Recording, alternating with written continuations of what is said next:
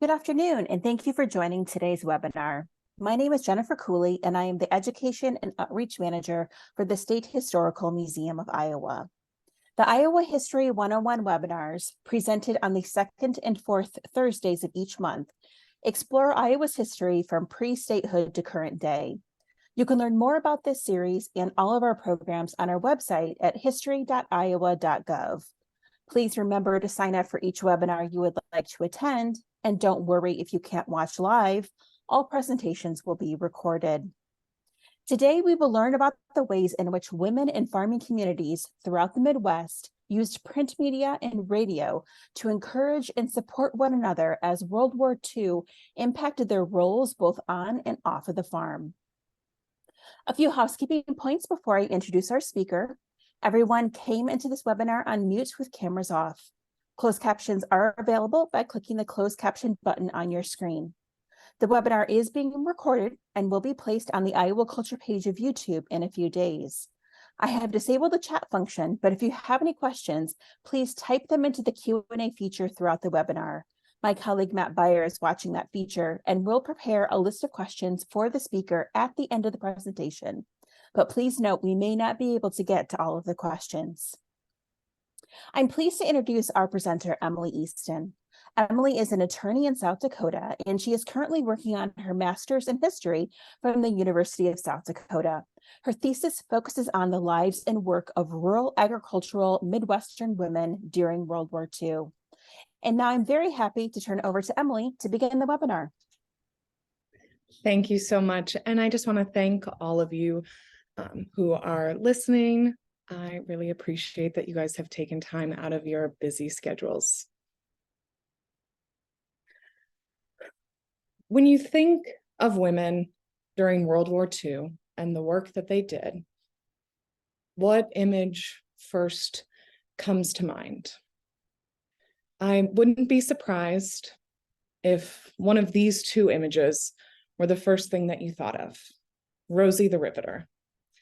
She is an icon for the work that women did during World War II, specifically women who worked in industrial plants. And while the work that those women did was incredibly important, not only for the war effort, but for gender roles across the country and arguably across the world, they were not the only women who were doing important work during World War II. And I think it's important that we uplift the stories of all of these women and recognize the work that they all did and contributed to the war effort.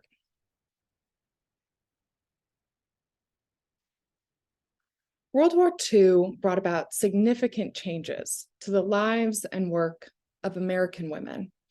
And this is most evident in the Midwest, where the agricultural landscape played a vital role in sustaining the nation during the war. During this tumultuous period, farming women of the Midwest, particularly in Iowa, stepped forward to take up unprecedented responsibilities, supporting those on the front lines through their work on the home front and the farm front. The contributions made by these women were immense, as they not only maintained agricultural production, but managed households and supported their communities, all while keeping on a brave face despite the uncertainty and fear. In light of the vital role played by farming women of Iowa during World War II, a deeper examination of their experiences and contributions illuminates the dynamics of the home front effort. Today, we will discuss the importance of farming women's roles during World War II in the Midwest, and again, specifically focusing on Iowa, a state renowned for its agricultural prowess, as well as the dedication of its farming communities. This will be accomplished by examining articles written by and for these women, particularly those found in The Farmer's Wife, Kitchen Clatter, and the Iowa Farm Bureau Federation publications. Through these articles, there is valuable insight into these women's experiences attitudes, and contributions during a critical period in our history. These articles provide both a firsthand account and records documenting the roles held by these women, how their work shaped the course of the war. And it is through the voices of these women that we can gain a deeper understanding and appreciation of the role that they played in sustaining the nation during the war.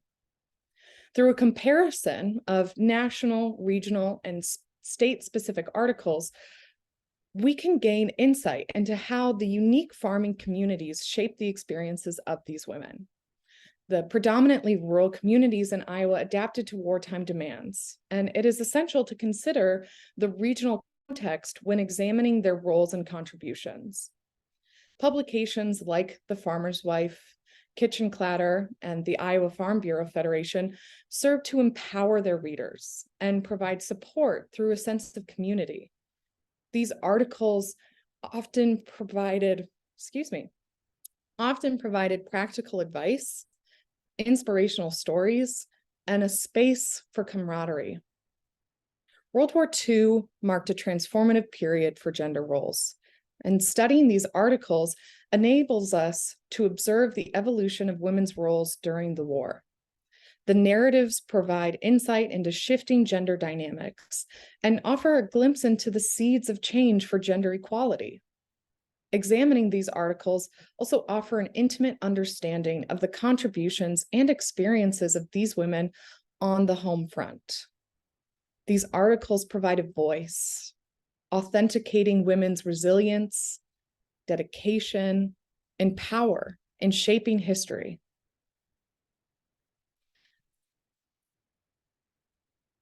Now, the United States entered World War II at the end of 1941. Following an attack on Pearl Harbor. And when the United States entered the war, a profound shift occurred in the workforce. A labor shortage gripped the country, with men being drafted and sent overseas. Women and even some men who were once on farmlands stepped into industrial positions to support the war effort. The allure of higher wages and industrial jobs led to a labor shortage in rural agricultural communities. Simultaneously, the Department of Agriculture implored farmers to increase production, recognizing the critical role of agriculture in supporting the war. In the absence of men on the farms, women were left to shoulder the burden and keep the homestead up and running.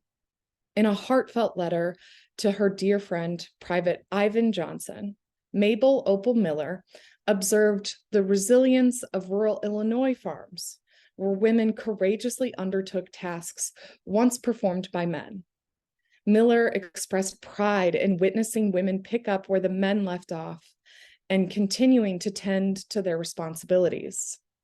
But attitudes towards women working in the fields were not always so positive, especially in the Midwest. In the Midwest region, many men who farmed reportedly did not approve of women joining them in the fields. According to a Gallup poll conducted in 1943, a mere 28% of farmers in the Great Plains approved of women as wartime hired labor. This is significantly less than the 49% approval rate found in the southern region of the US. An article written in Country Gentleman, a magazine on farming and rural life, encouraged women to go into the agricultural field, writing, "Farmers in your locality may object to the idea of using girls to help in the field. Remind them that the war plans didn't want to use them either, at first, but that when the girls were given a fair chance, they proved themselves every bit as good as men at all but the heaviest jobs." This editorial was crafted to encourage women to not let the opinions of men hold them back from their patriotic duty. But we can also assume that this was written in part to encourage men of the time to not underestimate the capabilities of these women. It was a war, and they all needed hands on deck. By portraying women as strong and hardworking in that article, this helped to foster the idea that women were capable enough to assist on the farms. As men fought on distant battlefields and factories, churned out wartime supplies, women became the backbone of the home front effort. These articles that we'll see today showcase the resolve of farming women who stepped up to ensure that the nation's food production and sustenance while their loved ones were away. Their courage, resilience, and determination exemplify the collective strength of women during this challenging time.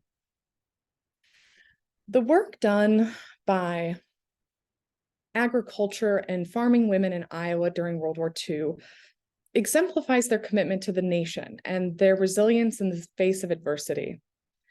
They were dedicated to food production, resourcefulness, and displayed a willingness to step into new roles. It exemplifies the spirit of American pride. And their contributions and sacrifices were essential to securing victory and preserving freedom for future generations.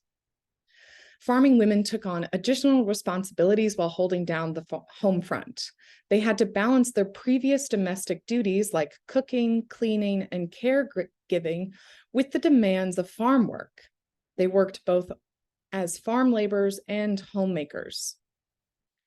The farming community faced severe labor shortages.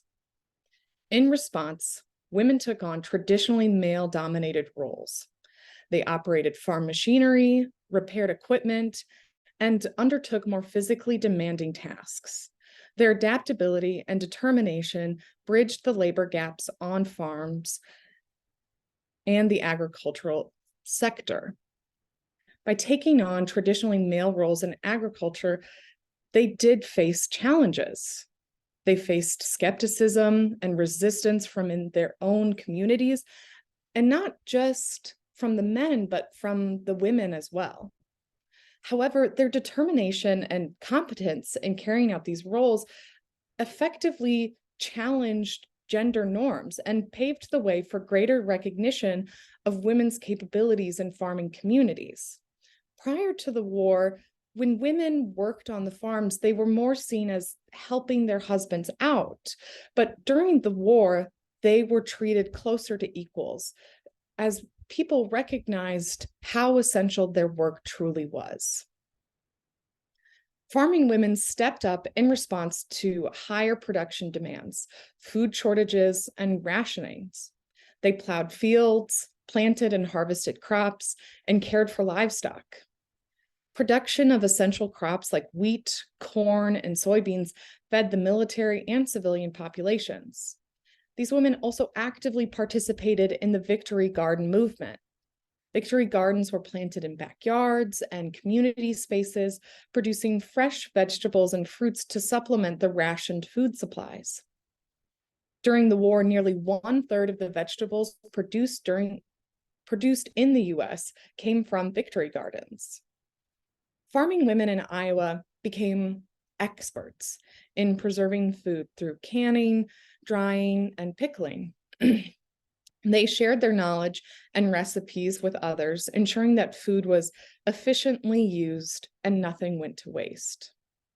In addition to their work on the farm, farming women in Iowa played an active role in their communities.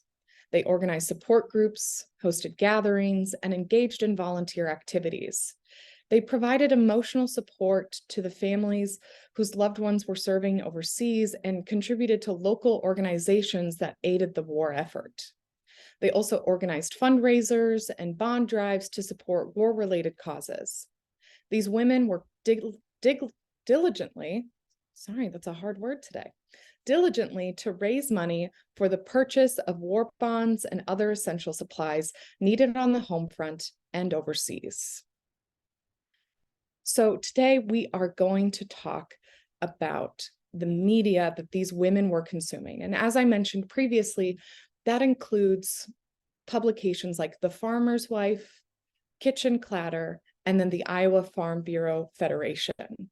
We'll also briefly mention our Neighbor Lady. That was a radio show from my home state of South Dakota. But so just so that you have a better idea of what we will be discussing in depth today.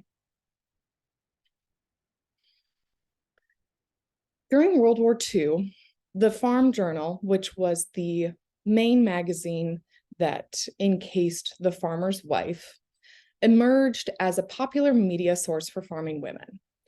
The first publication dated back to 1877, and the magazine actually continues to be in production today, making it a long-standing and trusted resource for rural communities. The female-centric counterpart to the Farm Journal, The Farmer's Wife, was initially established as an independent publication in 1897 by the Webb Publishing Company in St. Paul, Minnesota. However, in 1939, it was sold to the Farm Journal, creating a sort of symbiotic relationship between the two publications. The Farmer's Wife held significant importance in the lives of farming women, being one of the first agricultural periodicals dedicated entirely to their interests from 1905 to 1939. With over 1 million subscribers nationwide by 1930, its readership continued to grow even after the acquisition by the Farm Journal. The Farmer's Wife's unique dedication for farming women provides valuable insight into their lives, work, and engagement with this media outlet. Throughout its publication, The Farmer's Wife consistently emphasized providing advice on farming, housekeeping, cooking, and catering to the practical needs and interests of its audience.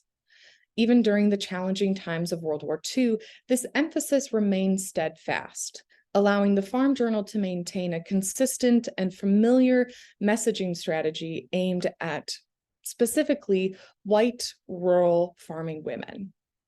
Leveraging women's patriotism, the Farm Journal effectively turned its readers into engaged consumers, further reinforcing their commitment to the publication. The continuity of the Farmer's Wife as a dedicated resource for farming women allowed it to foster a strong sense of community and connection among its readers. Women actively interacted with the magazine by reading articles and contributing their own letters, establishing a valuable feedback loop that influenced the content and the relevance of the publication. The Farm Journal and the Farmer's Wife recognized the crucial role of farming women in supporting the war effort. The Department of Agriculture urged farmers to increase production, and the Secretary of Agriculture, Claude Wickard, emphasized the need for higher production rates in 1943. The magazines utilized consistent messaging that appealed to women's patriotism, encouraging them to contribute to the war by excelling in their roles, both as farmers and as homemakers. In an era when women took on new responsibilities traditionally held by men, The Farmer's Wife featured illustrations and articles that portrayed women as strong and capable. One cover depicted a resolute woman, and you can see that in front of you. A resolute woman standing with her hands behind her as she's tying her apron, and you can see the caption at the top, "We'll feed them somehow." The articles inside highlighted the vital work being done by women on farms and celebrated their dedication and determination, as well as innovation in facing the challenges of wartime. The magazine provided a platform for farming women to share their experiences and insights through various sections like letters from farm women, news from the farm front, and Up in Polly's Room. The letters and articles were some of the ways in which they were able to foster community and camaraderie in farming women across the nation. And so I have some screenshots, and I apologize. Sometimes magazines from 1940s don't always hold up great, but I wanted to allow you guys to actually see what these articles looked like and what these women were reading instead of me just telling you about them. So Hopefully you can read them okay while I am talking. Now, one example of these letters as it relates to production is a letter captioned, "Whose money is it?" from Mrs. Ellis Harlan of Iowa. And she speaks on the controversy as to who on the farm gets the egg money from the poultry work done. Mrs. Harlan writes to encourage readers to view their work as partnership and not the wife's chickens or the husband's chickens, but rather the couple's chickens. Her letter serves as a reminder to women during the war that sacrifices must be made and to not let internal quarrels get in the way of the bigger picture, that increased production rates are not just for personal gain, but for the good of the couple, community, and country. From her farm kitchen in Iowa, Mrs. Harlan was able to encourage women across the country. Now, young readers of The Farmer's Wife were also encouraged to do their part in the war effort. Young girls had their own community in The Farmer's Wife in the section entitled Up in Polly's Room. And that was an advice column where young farming women could write into Polly, aka Beth Cummings, who was a big sister chief and honorary cadet colonel at the Iowa State College. She also had a fiance in the Army. Now, Bobby from Wisconsin was one of the girls inspired to write a letter to Polly. Her letter concerned rationing on gasoline and rubber. And she wrote in that she had not been able to go out as much since she and her family live outside of town and rely on their car to get there and back. She asks Polly, are country girls to turn into forgotten girls for the duration of the war? And of course, Polly promptly replies, indeed not. With simple planning ahead and coordinating with your friends, a girl can still have just as much fun while complying with rationing guidelines. This response from Polly encouraged the female readers who may have been frustrated with rationing, and she attempts to provide a seemingly easy solution to those limits. In just a few months, this sentiment seems to have taken root. In August of 1943, Mary Lou from South Dakota writes to Polly about her boyfriend's waste on gas and tires. When they go out on dates, the back seat of the car is empty. Polly encourages the young reader to develop a talent for arranging and going out of her way to fill up the car to limit any waste. Both letters and responses from Bobby and Mary Lou are used by The Farmer's Wife to encourage teenagers and young women to ration their tire and gasoline consumption and to appreciate the significance of that. The impact of World War II was evident as well in the increased use of advertising in The Farmer's Wife. Prior to World War II, articles on gardening and poultry in The Farmer's Wife had similar information that would later only be included in the men's section during the war. The editors were aware that the wives and women living on the farms during the war were the consumers that they needed to target. So rather than waste precious advertisement space on information that can be found in the male counterpart, the Farm Journal, they simply left it out in preference of advertisements.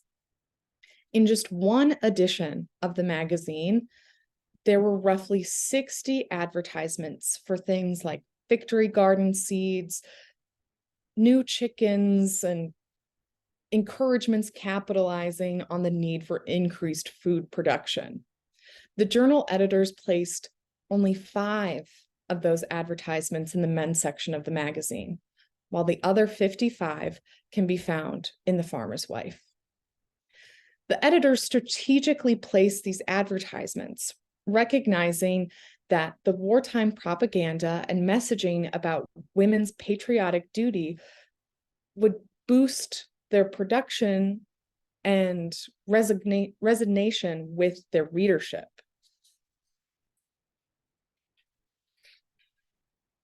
We can also see this encouragement for production, not only in the advertisements that were placed in the journal, but as well in the articles.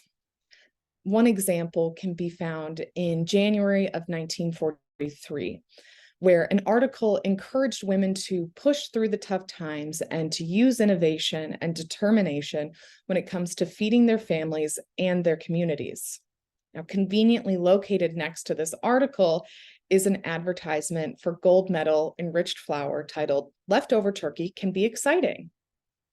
This advertisement placing was intentionally placed next to an article encouraging women to maintain the sort of "I can do it" attitude found in government posters during the war and to find unique ways to feed their families. Now, this is just one of the many ways in which the farmer's wife used advertisements in conjunction with their messaging. Now, unlike the kitchen clatter, which we'll talk about shortly, as well as the publications from the Iowa Farm Bureau Federation, which featured fewer advertisements, the farmer's wife saw a surge in advertising targeting the work done by women in the war. Now, by leveraging the images and narratives seen in the wartime posters, the magazine sought to connect with its readers and foster a sense of purpose and pride in their contributions to the war effort. The Farm Journal and its women's sections, The Farmer's Wife, played a vital role in shaping the experiences and contributions of farming women during World War II. Through consistent messaging, illustrations, and articles, they encouraged women to embrace their roles as essential contributors to the nation's agriculture and home front efforts. The magazine's focus on community building, practical advice, and empowering messages left a lasting impact on farming women during this transformative period.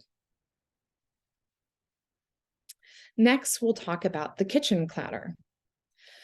Leanna Field Driftmeyer, a remarkable woman from Iowa, played a pivotal role during World War II through her work on Kitchen Clatter, a magazine that held a special place in the hearts of countless women across America. As one of the co-founders of the magazine, Leanna brought forth her passion, creativity, and dedication to empowering women on the home front during this challenging period. She was born in the heartland of Iowa, and she and her sister embarked on a journey to establish a magazine that would not only celebrate the art of homemaking, but also foster, again, that same sense of camaraderie and support among women. In the midst of World War II, Kitchen Clatter became a beacon of inspiration, warmth, and practical wisdom, empowering women to navigate the uncertainties of wartime life with resilience and determination. Through her pages, Leanna passionately advocated for victory gardens, rationing strategies, and creative ways to make the most of limited resources. She recognized the importance of women's roles in maintaining stable households, nurturing their families, and contributing to the war effort in their own unique ways. Her articles offered guidance on planting victory gardens to supplement food supplies, provided recipes that stretched rationed ingredients, and shared tips on effective homemaking to support families while their loved ones were away serving the country. Now, again, here are some examples of articles that would have been published. The Over the Fence. Here we have some insight from some women who had written in, as well as the Mother's Roundtable.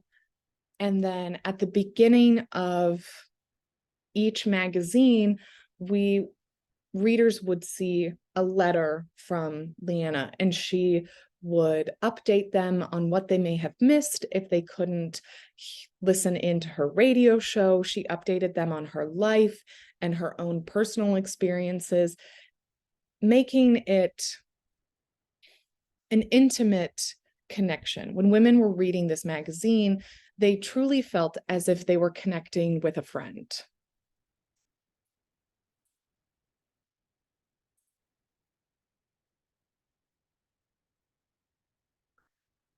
Leanna's writings not only showcased her culinary expertise, but also exuded a genuine sense of care and concern for the well-being of her readers.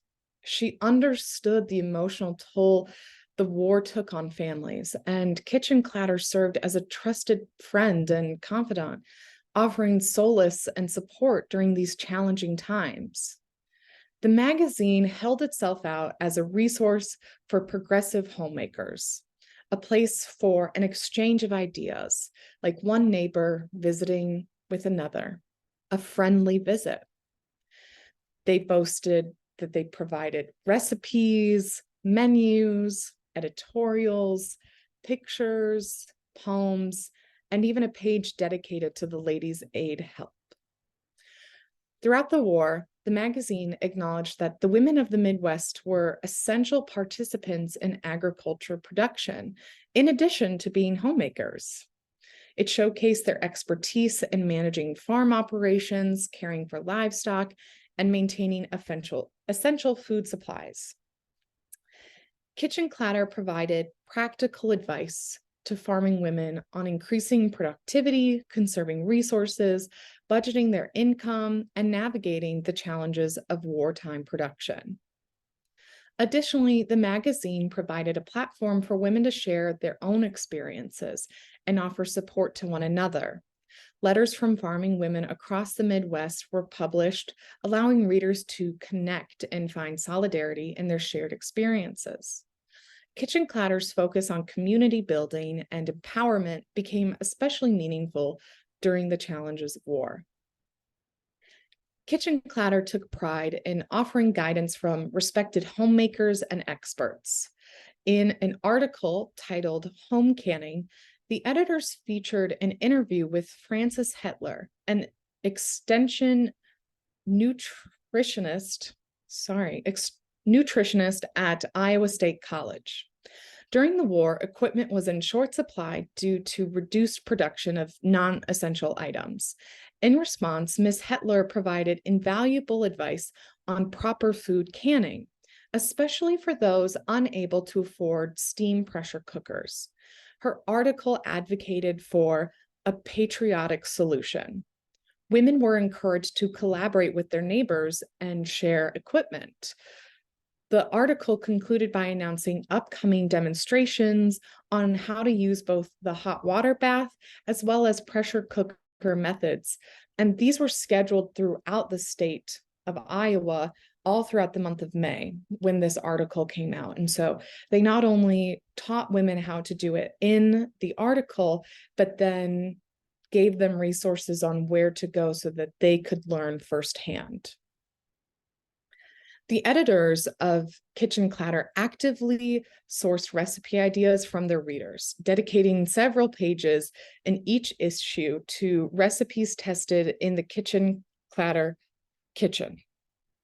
These recipes were designed to encourage women to be conscientious about their rationing, as it significantly impacted their grocery shopping and family meals.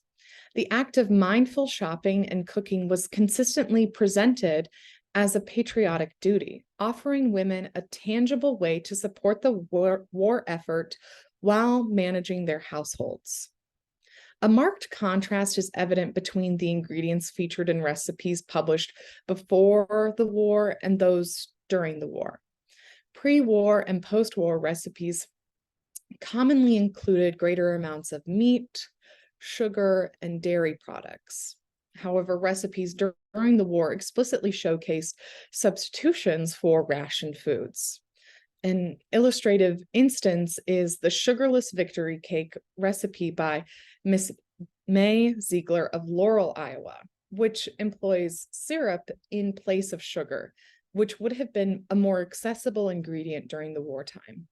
Another notable recipe contributed by Mrs. Palmer of Lake Mills, Iowa, featured a meatless main dish, abundant with vegetables that women could readily cultivate in their victory gardens, such as peas and potatoes and carrots. In addition to advice and recipes, Kitchen Clatter often featured poems contributed by readers. One of the poems, titled Victory Gardens, was written by Sylvia Vermillion of Kansas, and it underscored the weight of women's responsibilities during wartime. Her poem was published as follows. They talk of victory gardens, of victory this and that. They tell us to economize, to wear last summer's hat. They say, pull out old dress to help defeat the foe, to make the most of everything, for into battle we must go. Oh yes, they tell us just how much they expect from out the sod, but all is failure, all is lost without our faith in God. Beyond her role as a writer, Leanna Driftmeyer's work included co-host of the Kitchen Clatter radio program, and that further extended her reach to audiences across the nation. The program, which aired for several decades, provided a platform for Leanna and her sister to share their insights, recipes, and stories, making them household names and beloved personalities in the homes of countless listeners. Like many radio shows during World War II, Kitchen Clatter supported the war effort by encouraging listeners to buy war bonds, conserve resources, and participate in various home front initiatives to support the troops overseas. The show often featured interviews with experts and professionals who discussed topics relevant to the war, such as agriculture, production, nutrition, and rationing. These interviews provided valuable information as well as insight to rural listeners. Kitchen Clatter was able to foster a sense of community as well because the host read letters and messages from farming women and shared their stories and experiences. While the show had an educational and informational focus, it also provided entertainment through music, storytelling, and humor. This helped to lift spirits and provide some relief from the stress of wartime life. Now, I mentioned this previously, but a radio show that had a similar style during the time was Our Neighbor Lady, hosted by Wynn Speece of Yankton, South Dakota. And these radio shows were instrumental in the lives of rural Americans during World War II. They provided guidance, support, and a sense of connection during a challenging period in history. It was a testament to the power of radio in keeping communities informed, connected, and resilient. These shows often were aired at least once a week. They had a set time, and they usually were for about 30 minutes. And women wrote in letters about how they felt so connected to the host, and they felt like they were sitting and listening to a conversation with a friend. They were able to turn the radio on while they did chores around the house, like washing dishes or cooking meals. And so while they were doing this work, they were able to connect with other women.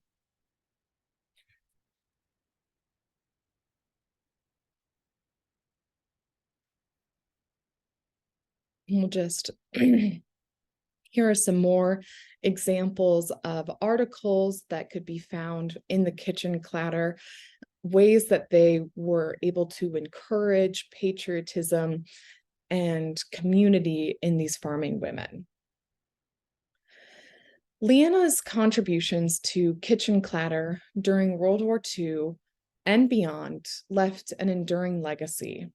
Her passion for empowering women and fostering community resonated with readers and listeners, making Kitchen Clatter a beloved and trusted source of inspiration for generations. Her dedication to the magazine, as well as her radio show, had an enduring impact on women's lives, exemplifying the strength and spirit of women on the home front during World War II. Now, The Farmer's Wife and Kitchen Clatter were both prominent magazines catering to farming women during World War II. However, they differed significantly in scope, audience, and as well as approach to the war. Now, as a national magazine, The Farmer's Wife had a wider readership across the United States. It reached a diverse audience of farming women from various regions and backgrounds, providing a broader perspective on the challenges and experiences of women in agriculture during the war. Kitchen Clatter, on the other hand, was more of a regional magazine with a localized focus on the Midwest, specifically Iowa. It appealed to a more specific audience of farming women in that particular region, allowing for a deeper understanding of the unique circumstances and issues faced by women in the Midwest farming communities during the war. Being more regionally focused, Kitchen Clatter offered a more localized perspective on the war's impact on farming women in the Midwest. And while it may not have had some of the same breadth of coverage as The Farmer's Wife, it delved deeper into the specific challenges and triumphs faced by women in this region. The magazine highlighted the resourcefulness and resilience of Midwest farming women as they navigated the war's demands. Leave there. So here is an example of the recipes that were tested in the Kitchen Clatter kitchen. We can see I believe this has the meatless main dish as well as the sugarless victory cake. I have not been brave enough to try any of these recipes yet, but maybe that's something that I can do soon.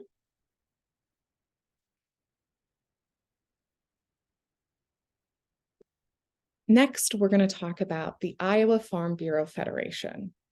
Now, during World War II, Bess Newcomer of the Iowa, and she worked for the Iowa Farm Bureau Federation, but that organization played a significant role in supporting farmers and rural communities by providing vital assistance and resources during the challenging wartime period. She was a prominent leader within the Farm Bureau organization, and she became a driving force for rallying farmers and rural families to contribute to the war effort and maintain food production for the nation. Bess Newcomer served as an advocate for the women's division of the Iowa Farm Bureau Federation during World War II. With her expertise and passion, she took on the responsibility of guiding and empowering women in rural areas to adapt to the unique demands of the war and play an essential role in the home front. With her guidance, the women's division of the Iowa Farm Bureau Federation launched several initiatives and programs to support farmers and their families during the war. One of their critical efforts was encouraging families to establish victory gardens to supplement their food supply during rationing. Bess Newcomer and her team provided educational materials and resources on gardening techniques, crop selection, and preservation methods, as well as how to talk to local representatives about more resources within their farming community. And here is an example of some of the articles that were written by Mrs. Newcomer. Bess Newcomer emphasized the importance of conservative practices to ensure efficient use of resources on the farm. She encouraged women to adopt measures that reduced waste and promoted sustainability, such as recycling and proper resource management. With many men enlisted in the military, women had to take on those additional responsibilities on the farm. And Newcomer advocated for women's active participation in agricultural labor, offering guidance and training to support their success in managing various farm tasks. During the war, Newcomer's articles in the Iowa Farm Bureau Federation magazine echoed the goals of the organization, supporting the agricultural industry and strengthening rural communities. She used her column as a platform to promote the Women's Committee's political and social ideas and to address issues impacting rural farming communities during the war. Bess Newcomer's articles were more political driven than the articles seen in The Farmer's Wife or in kitchen clatter, but she still placed an emphasis on that patriotic duty of women to contribute to the war effort.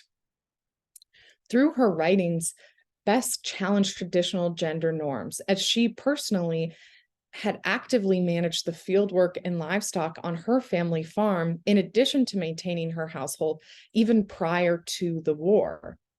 Her articles provided insight into the evolving roles of farming women during the war and the changes expected of them as they contributed to the war effort. Now, as I mentioned, prior to the war, Bess Newcomer deviated from conventional gender roles. Beyond household tasks, she assumed the responsibility for fieldwork and livestock on her family farm. This divergence may have been facilitated by the relatively small size of the Newcomer farm. It was more of a family farm rather than a large producer. But her active engagement on her family farm endowed her with the authority to speak on the subject. She had a comprehensive understanding of farm management, and it's likely the reason that her column occupied a prominent position in each issue of the Iowa Farm Bureau. Rather than being relegated to the back, her articles were often at the front and were typically one of the first articles that people would read. And what separates this publication is that there was not a specific section for women necessarily. And so this was read actively by both men and women, but there was an emphasis on the way that she wrote, and she was addressing farm women specifically. Now, despite her non-traditional roles, she still upheld responsibilities typical of farm women of that era. Her articles shed light on the evolving expectations placed on farming women as the war persisted. One of these articles was titled, Please Pass the Ammunition. This title employed familiar language for its readers, as the phrase pass the ammunition was featured on various wartime posters published by the government. One such poster depicted a woman using her saved cans as ammunition for a soldier's gun. This phrase also appeared in commercial advertisements like General Motors advertisement in January of 1943, in the Wallace Farmer, a popular newspaper based in Des Moines, Iowa. So this phrase was seen in advertisements and wartime posters across the nation. In Please Pass the Ammunition, Newcomer examines and describes for her readers the content of the 1943 Iowa Farm Bureau Federation's Women's Handbook, titled Victory in the Hands of Women. She emphasizes that achieving a more favorable and earlier peace is feasible if farm women channel their energies towards increased food and fiber production while concurrently maintaining the stability of home and community. The choice of Newcomer's title likely capitalizes on the phrase's familiarity, highlighting the handbook's role as a form of ammunition, arming women with reliable factual information. Within the 1943 Farm Bureau Handbook, Women's Handbook, a quote from the 1943 Women's Goal is prominently on display. We believe that our first responsibility as farm women is to help produce food and fiber to meet the increased production goals for 1943. Simultaneously, we believe we must uphold our commitment to home and community. The handbook proceeds to delineate two distinct roles for farm women during the war. She is to both serve as farmer and farm homemaker. She engages in her battle for freedom both on the farm and at the domestic hearth. Throughout the home book, a plethora of concepts are presented for women to integrate into their routines, and these include home project ideas that advocate the study and implementation of sound nutritional practices. And now let's just see. So here are a couple more. This is an article about a wartime women's convention that clicked. So again, that's that same convention that she talks about in Please Pass the Ammunition. So she not only is encouraging women to attend these conventions, but then for those who were unable to attend or those who need a refresher about what was talked about, she is giving that same information to her readers.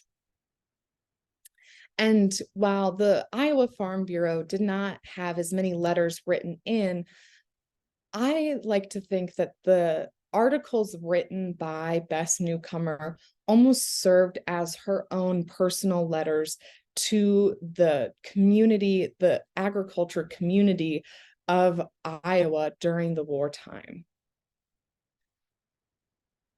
And here are a couple more. Hi There Neighbor was an article where she actively encouraged farmers to go out of their way to build community with each other so that they could maintain that camaraderie during the war instead of falling into habits of self-isolation.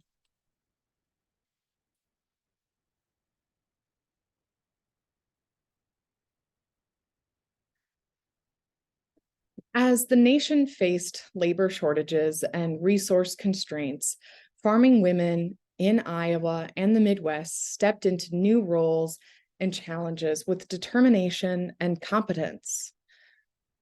Their adaptability bridged the labor gaps on farms and contributed to the nation's food supplies. Women like Leanna Driftmeyer and Bess Newcomer inspired and empowered women across the Midwest, offering practical advice, recipes, and a sense of community during the war. The legacy of these women extended beyond the war years, paving the way for greater recognition of women's capabilities in the farming community and shaping the course of gender dynamics. The experiences and contributions of farming women during World War II marked as a transformative period in the history of gender roles, laying the foundation for an appreciation of the work done by these women.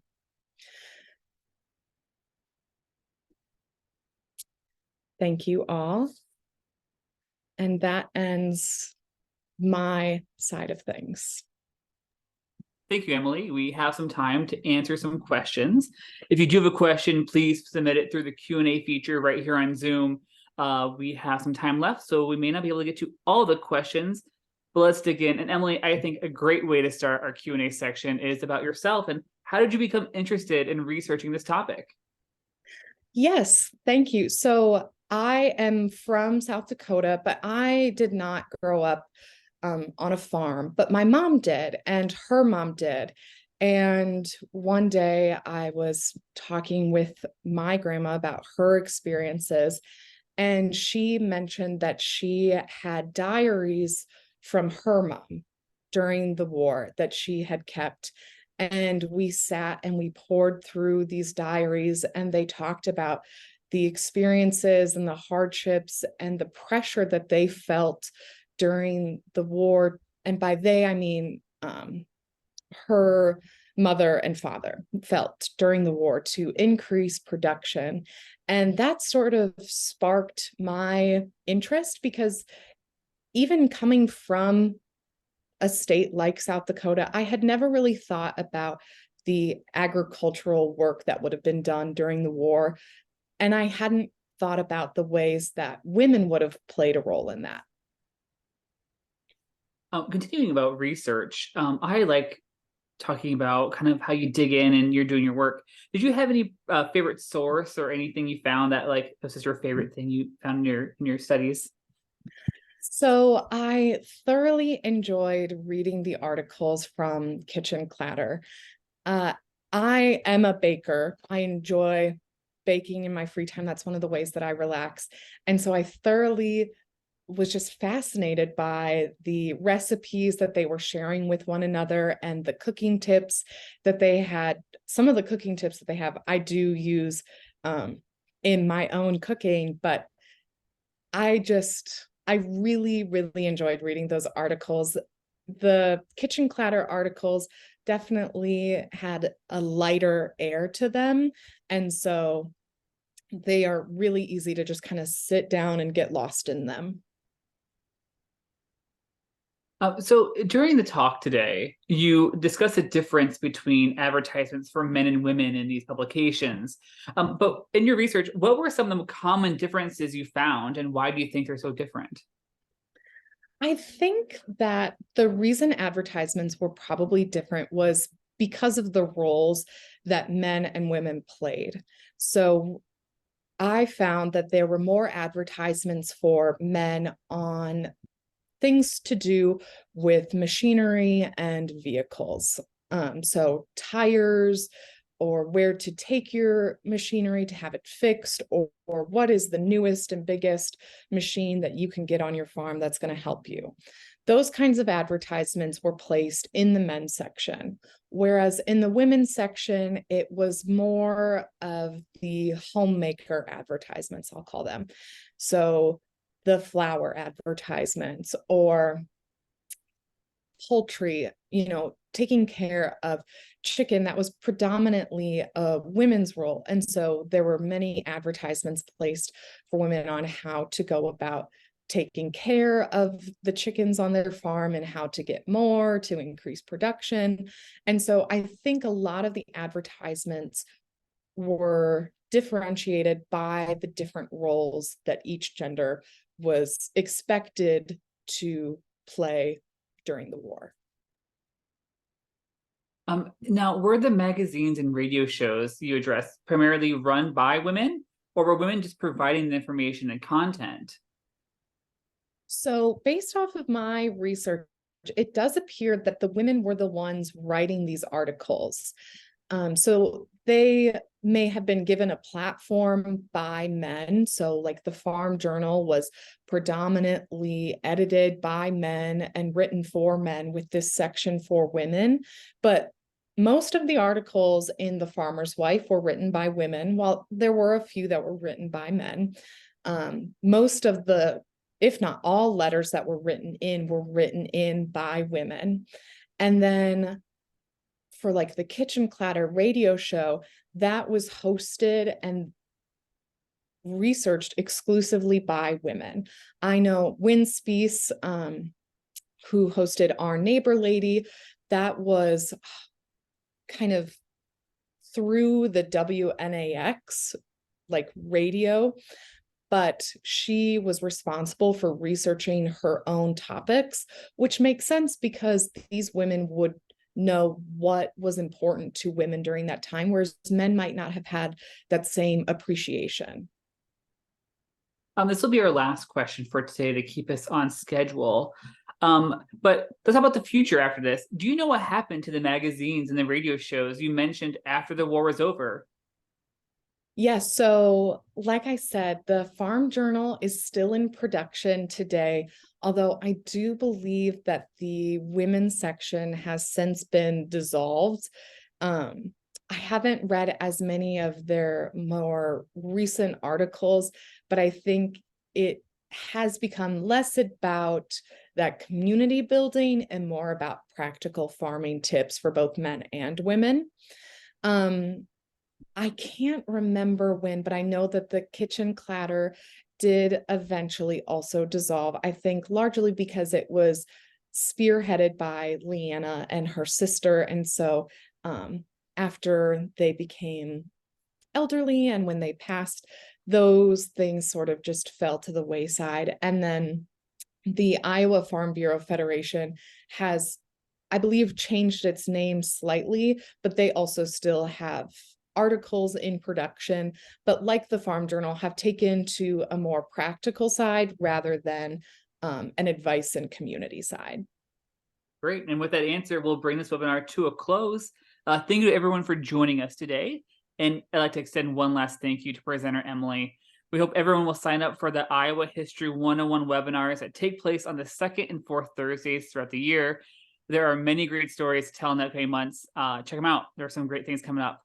For more information and register for future webinars in this very series, or to watch recordings, check out our website, history.iowa.gov. While you're there, you can look into our fantastic digital programs, such as our Goldie's Kids Club activities for historians, and a lot more. We look forward to virtually seeing you here again for the next Iowa History 101 webinar on September 28th. Thank you all again for joining us today and have a great afternoon. Thanks, everyone.